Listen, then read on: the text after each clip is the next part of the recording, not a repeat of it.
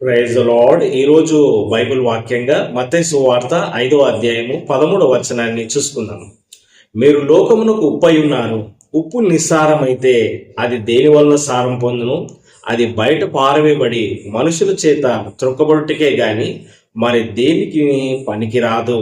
దేవునికి స్తోత్రం, మహిమ కలుగును గాక. చాలా చక్కటి వాక్యాన్ని ఇక్కడ చూస్తా ఉన్నామండి. మీరు లోకమునకు ఉప్పై ఉన్నారు. ఆమేన్ కదండి. ఉప్పు ఏ విధంగా సారవంతంగా ఉంటుందో మనం అలాగున సారవంతమైన జీవితము కలిగి ఉండాలి. యేసుక్రీస్తును కలిగి ఉన్న బిడ్డలందరూ కూడా ఉప్పులాగా ఈ లోకంలో జీవించాలి. అంటే లోకానికి మనం ఒక సారవంతమైన బిడ్డలుగా, లోకంలో ఒక మనము ఒక ఉపయోగపడే వ్యక్తులుగా మనం ఉండాలి. ఇతను క్రిస్టియన్ అండి, ఇతను ప్రభునందు విశ్వాసం ఉంచినాడండి, ఇతను యేసుక్రీస్తునందు విశ్వాసం ఉంచిన వ్యక్తి అండి, వీరు ఎంతో ఆశీర్వాదకరమైన బిడ్డలండి, ఈ లోకంలో ఉప్పులా ఉన్నారండి, అనేకులకు వీరు సహాయం చేస్తారండి, మంచి సువార్తను వీరు ప్రకటిస్తారండి, వీరు ఈ సమాజంలో ఉండడము మాకు ఎంతో ఆశీర్వాదకరం అండి అన్న పేరు ప్రభువును నమ్ముకునే బిడ్డలకు రావాలి. దేవునికి స్తోత్రం, మహిమ కలుగును గాక. కానీ కొన్ని సందర్భాలలో యేసుక్రీస్తునందు విశ్వాసం ఉంచిన బిడ్డలు, క్రైస్తవులు అన్నబడ్డవారు ఏమండి కొన్ని పాపాల్లో జీవిస్తూ, కొన్ని తప్పుడు పనులు చేస్తూ దేవుని నామానికి అవమానం తెస్తా ఉన్నారు. ఈరోజు ఈ మాటలు వింటున్న నీవు పాపంలో ఉన్నావా, లోకంలో ఉన్నావా, శాపంలో ఉన్నావా? క్రిస్టియన్ ఫ్యామిలీ అనే చెప్పుకుంటూ నీ ఇష్టానుసారంగా జీవిస్తున్నావా? త్రాగుడు వ్యసనాల్లో ఉన్నావా? వివిధమైన చెడ్డ కార్యాలు చేస్తున్నావా? నేడు నీవు మారు మనసు పొందాలి. హల్లెలూయా. నీవు లోక సంబంధిగా ఉన్నావా? కదండి. యేసుక్రీస్తు ప్రభువారు నీ పాపాల కోసమే ఆయన శిలువలో మరణించినాడు. నీది ఏ కులమైన ఏ మతమైన ప్రభు నీ కోసము శిలువలో తన ప్రాణాన్ని పెట్టినాడు. నీవు పరలోకం చేరుకోవాలనే ప్రభు ఆశిస్తున్నాడు. ఈ లోకంలో నీవు నీ పాపాల నిమిత్తమై పశ్చాత్తాపడి క్రీస్తును నీ హృదయంలో చేర్చుకుంటే నీవు పరలోకానికి వెళ్తావు.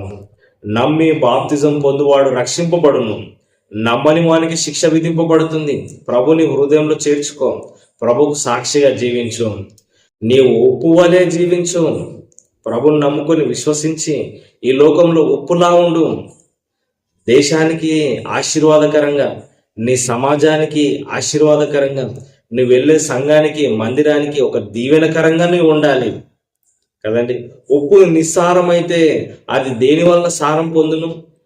నీలో సారం వెళ్ళిపోయిందా కదండి. ప్రభుని నీవు కోల్పోయినావా? రక్షణ పోయిందా? అసలు నీవు ప్రభుని నమ్ముకున్నట్లు ఎవరు గుర్తించడం లేదా? లోక సంబంధిగా జీవిస్తా ఉన్నావా? నిస్సారమైన జీవితం నువ్వు జీవిస్తే ఏమి ప్రయోజనము? దేవునికి మహిమ రాదు, నీ వల్ల దేవునికి మహిమ రాదు. నీవు మారు మనసు పొందాలి కదండి. మరి నిస్సారమైన ఉప్పు బయట పారవేయబడి మనుషుల చేత త్రొక్కబడుతుంది. ప్రభుని నమ్ముకున్నాను, క్రిస్టియన్ అని అంటా ఉన్నావు, కానీ నీలో సారం ఉందా? సాక్షి జీవితం ఉందా? హల్లెలూయా.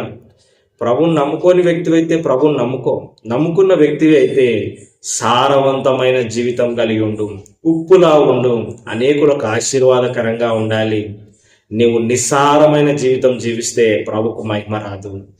దేవునికి స్తోత్రం, మహిమ కలుగును గాక. ప్రభు నిన్ను ప్రేమిస్తా ఉన్నాడు.